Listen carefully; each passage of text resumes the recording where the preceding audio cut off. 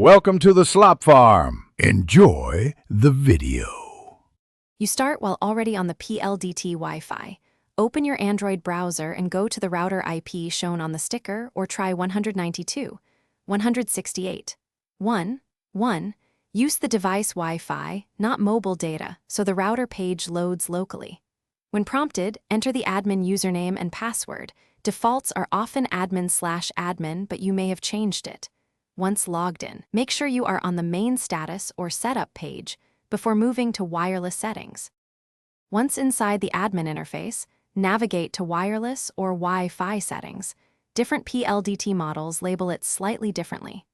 Choose the band you want to edit to, 4 GHz for range or 5 GHz for speed, because each band can have its own password.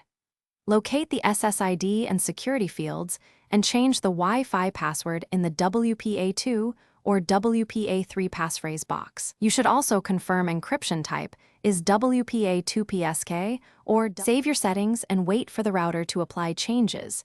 This can drop Wi-Fi briefly, so be patient. After it finishes, reconnect your Android using the new password and verify internet access. Make sure any smart devices are updated with the new passphrase too. If you cannot log back into the admin page or lost the admin password, a factory reset will restore defaults but will erase custom settings. Otherwise, use any recovery options on the router sticker. That resolves most problems quickly.